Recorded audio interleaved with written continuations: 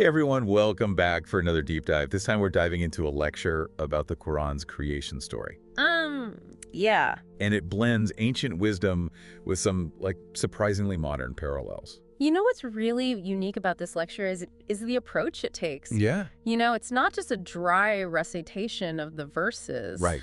but a vibrant exploration of how the Quran tackles those big questions. Yeah. The beginning of the universe, humanity's role, even those tricky bits about like angels and jinns. Okay, so let's just jump right in. Right. The Quran's description of the universe's origin that really caught my attention. Go. Surah 21.3 talks Yeah. about heaven and earth being joined and then separated. Yeah. Kind of like the separation of light and darkness in Genesis. Mm-hmm. But what struck me was the emphasis on water. Oh, that's a key distinction, right? Yeah.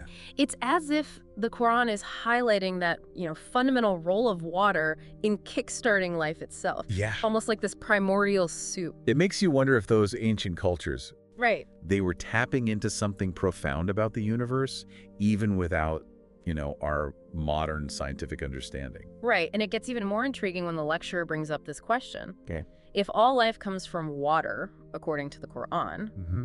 where did all the water in Genesis come from before the earth was even created? Oh, wow. It really throws a wrench into those traditional interpretations. Yeah, it's a great example of how looking at these different creation stories side by side can make you see, the familiar Yeah. in a whole new light. Exactly. And then we move from this initial separation to this concept of creation unfolding Okay. in 6 periods, Mhm. as mentioned in Surah 51.47. Right. This obviously draws parallels to the 6 days of creation in Genesis. Sure. But the lecturer raises a fascinating point. Okay. What if these periods aren't literal 24-hour days? What else could they be?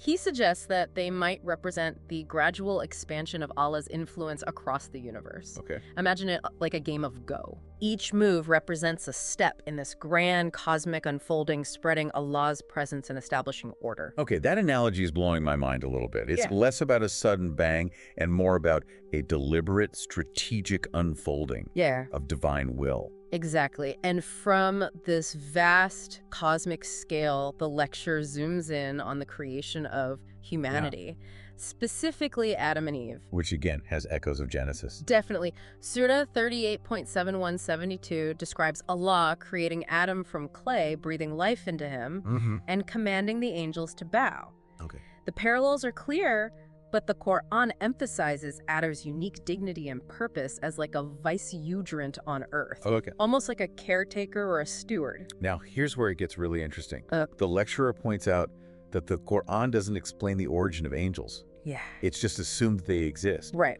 Were they around before Adam? Yeah. What are they made of? These are questions that the Quran leaves unanswered, leaving room for interpretation and theological debate. Yeah. And it gets us thinking, what is the nature of angels in Islamic cosmology? Right. Are they beings of pure spirit or something else entirely? It's like the Quran is dropping these hints, these little mysteries that make you want to, dig deeper and ponder the possibilities. Right, and that brings us to one of the most compelling figures in the Quran, Yeah. Iblis or Shaitan, the rebellious angel who refused to bow to Adam. Oh, yeah. He's definitely a character. You don't forget, what I find intriguing is his justification. Yeah.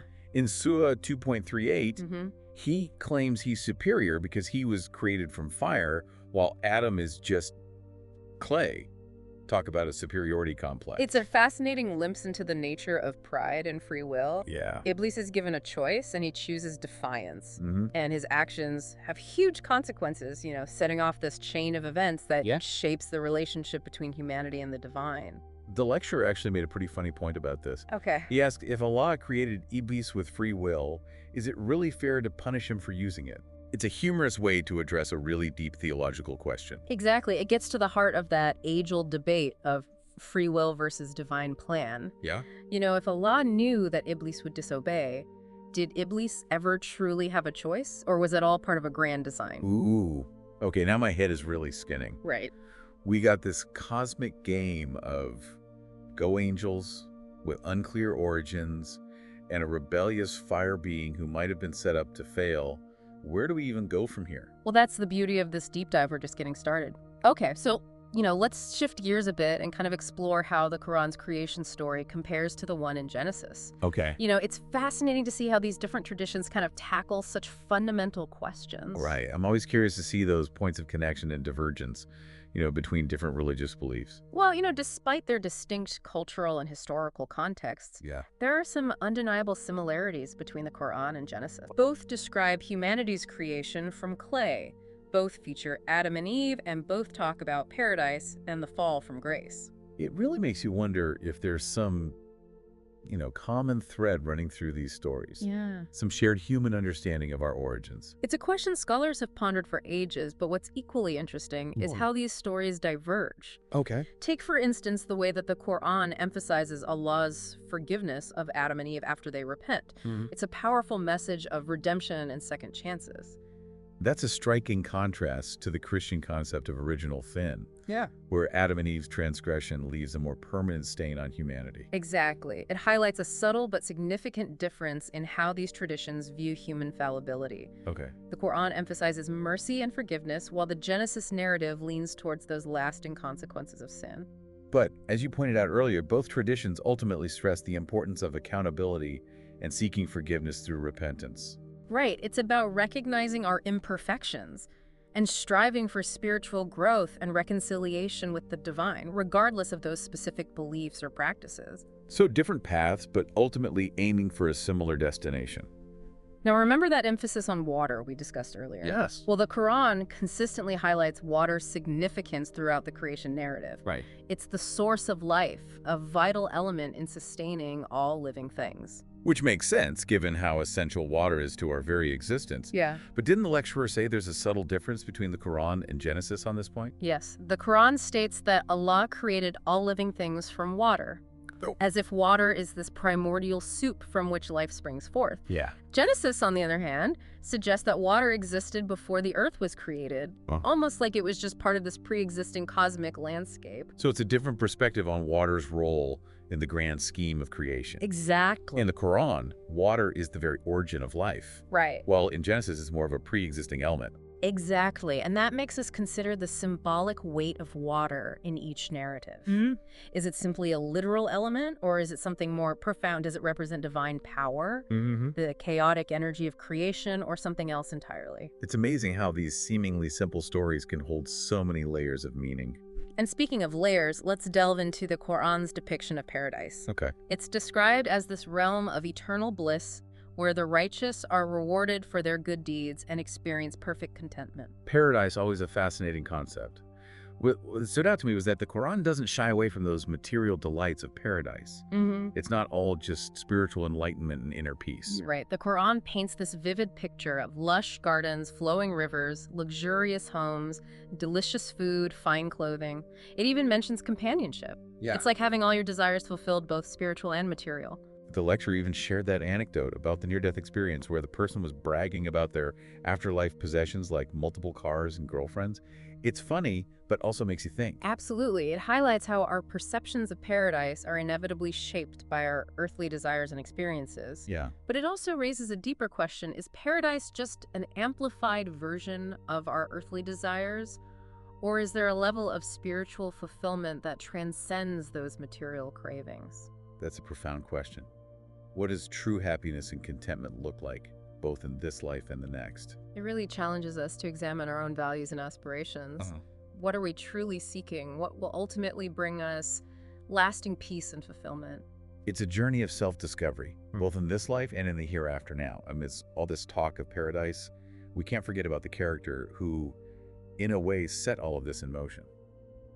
Iblis, also known as Shaitan. Right. He's like the ultimate embodiment of rebellion and temptation. Iblis is a central figure in the Quran, and his story is key to understanding this complex interplay of good and evil, free will, and temptation. What's particularly intriguing is that his origins are shrouded in mystery. Right, unlike humans who are created from clay. Yeah. Iblis was created from smokeless fire. It sets him apart right from the start. Exactly. And his refusal to bow to Adam as Allah commanded stems from his belief that he's superior because of this fiery origin. It's a classic tale of pride and arrogance leading to downfall. and his actions have huge consequences. He's banished from paradise and vows to spend eternity tempting humanity, leading us astray from the path of righteousness. It raises that age-old question, why would a benevolent and all-powerful God allow such a force of evil to exist? The lecture suggests that perhaps Allah allows Iblis to act as a test for humanity, a challenge to refine our souls and strengthen our resolve. So even in the face of temptation, we have the power to choose righteousness, to resist those whispers of doubt, and reaffirm our commitment to the divine. And to add another layer to this cosmic tapestry, we have the jinn. Remember those? Oh, yeah. They're supernatural beings also created from smokeless fire who possess free will and can influence humans for good or evil. They're like a wild card in the cosmic order. It makes the whole picture of the universe even more dynamic and complex. And what's really cool is that the Quran doesn't explicitly state whether Iblis is an angel or a jinn. Right. It leaves it open to interpretation, which I think is brilliant. It encourages us to think critically about these concepts and to engage in meaningful dialogue rather than blindly accepting a single interpretation. It's all about wrestling with these ideas and arriving at our own understanding. Now, before we move on, I want to circle back to something we discussed earlier, the Quran's depiction of paradise. What stands out to you about how paradise is portrayed? Well, what really struck me was that it's not just about spiritual fulfillment. Okay. The Quran emphasizes the material delights as well. You know, those tangible rewards alongside the spiritual ones. Exactly. It describes this incredibly lush and beautiful place with gardens, rivers, luxurious homes, delicious food, and even companionship. It's like having all your desires fulfilled, both material and spiritual. But the lecturer was careful to point out that our understanding of paradise is inevitably shaped by our earthly experiences and desires. Remember that funny anecdote he shared about the person who claimed to see material possessions in the afterlife? Yeah, it highlights how our human perspective, with all its limitations and desires, can color even our understanding of the divine.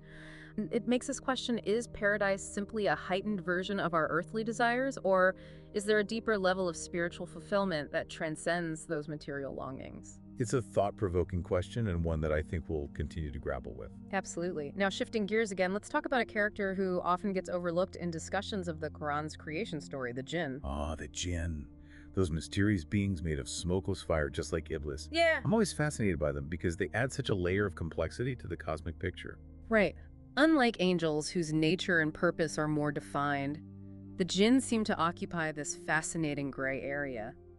They have free will, just like humans, and they can choose to act for good or evil, influencing us in both positive and negative ways. It's like they add a touch of unpredictability to the cosmic order. Exactly. And what's even more intriguing is that the Quran doesn't explicitly classify Iblis as either an angel or a jinn. It leaves that open to interpretation. It's another one of those moments where the Quran encourages us to think for ourselves, to engage in those healthy debates and interpretations, rather than just accepting a single answer. And that brings us to another element worth revisiting, the role of water in the creation narrative. Remember how the Quran states that Allah created all living things from water, contrasting with the Genesis account where water seems to pre-exist creation? Yes, it makes you think about the different symbolic weight water carries in these traditions. Is it simply a literal element, or does it represent something more profound like divine power or the chaotic energy from which everything emerges? Exactly, and this difference in emphasis highlights how even seemingly small details can offer valuable insights into a tradition's worldview and cosmology. It's amazing how much depth and nuance we can uncover just by paying attention to these subtle differences and asking those why questions. Precisely, and as we wrap up this part of our deep dive, I want to leave you with a question to ponder. We've explored all these fascinating elements of the Quran's creation story, the 6 periods of creation, the roles of Adam and Eve, the rebellion of Iblis, the enigmatic jinn, and the contrasting views on paradise. But what does this story ultimately tell us about the nature of humanity and our place in the universe? That's a great question to ponder. It really makes you reflect on the bigger picture, the overarching message this ancient story conveys about who we are, where we came from, and what our purpose might be in this vast and complex cosmos. Exactly. And as we move on to the final part of our deep dive, keep that question in mind. Let's see what other insights we can glean from this fascinating exploration of the Quran's creation story.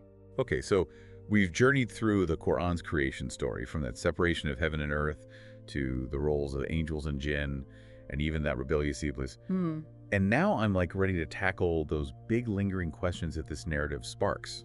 Yeah. It's amazing how these ancient stories, they can still, make us ponder these really fundamental concepts, Exactly. We've talked about, free will versus divine plan and the nature of good and evil, and even like what true happiness even means. Right. What are some other like big picture questions that this creation story raises? Well, the story of Iblis's rebellion, I think, is particularly thought-provoking. Yeah. It makes us question, like, the very nature of disobedience and its consequences. Mm-hmm. Why would Allah create a being with the capacity to rebel knowing the potential chaos that it could unleash? Right. If Allah is all-knowing and all-powerful, was Iblis's defiance just, like, inevitable? Right. Did he ever truly have a choice? It gets to the heart of those theological debates that have raged for centuries. Some argue that Iblis's rebellion, while foreseen by Allah, was still a genuine act of free will. Yeah. Others suggest that it was all part of this grand divine plan. Okay. A necessary element in this, cosmic drama. So either Iblis made a conscious choice with real consequences, Right. or his rebellion was part of a larger design that we just can't fully comprehend. Exactly. And either way, it raises fascinating questions about the nature of choice and responsibility and the limits of human understanding. It makes you realize that these ancient stories, they aren't just about explaining like the physical world, right? They're also about grappling with those really profound mysteries of existence. And it's not just Iblis's story that kind of challenges our assumptions. Right. The Quran's creation story also prompts us to reconsider our relationship with the natural world. What? The emphasis on water as the source of life, for example, encourages a sense of interconnectedness and dependence. Right. It's not just about humans being at the top of the hierarchy, right? Right. We're part of this intricate web of creation, Yeah. reliant on the elements and forces that sustain life. Exactly. And the Quran's depiction of paradise with its lush gardens and flowing rivers and abundance of natural beauty further reinforces this connection to the natural world. It's almost like a reminder that true contentment comes from living in harmony with creation, appreciating its beauty and bounty. It challenges us to reconsider our modern-day relationship with nature, which often feels, exploitative and unsustainable. Now, before we wrap up, I want to circle back to the jinn one last time. I just find it so fascinating. Yeah. They're neither angels nor humans.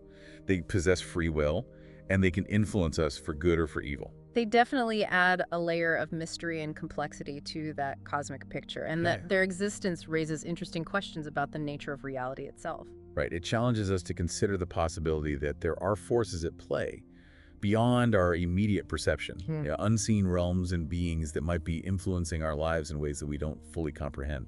It's a reminder that we don't have all the answers, that there's still so much that we don't understand about the universe and our place within it. So after this deep dive, Yeah. what's your biggest takeaway? For me, it's the realization that the Quran's creation story isn't just this historical account or a set of religious doctrines. It's a living tapestry of ideas and metaphors and questions that continue to challenge and inspire us today. Yeah, I completely agree. It's not about taking every detail literally. It's about engaging with those deeper themes, the timeless wisdom, and the profound questions that this narrative raises. Exactly. And as we conclude this deep dive, I encourage you to, continue exploring these ideas, to wrestle with the questions, and to see how this ancient story might illuminate your own understanding of the world and your place within it. It's been an incredible journey, full of surprises and insights. And to our listeners, thank you for joining us on this deep dive. Keep questioning, keep exploring, and keep seeking those nuggets of wisdom that can enrich your understanding of the universe and your own place within its grand unfolding story.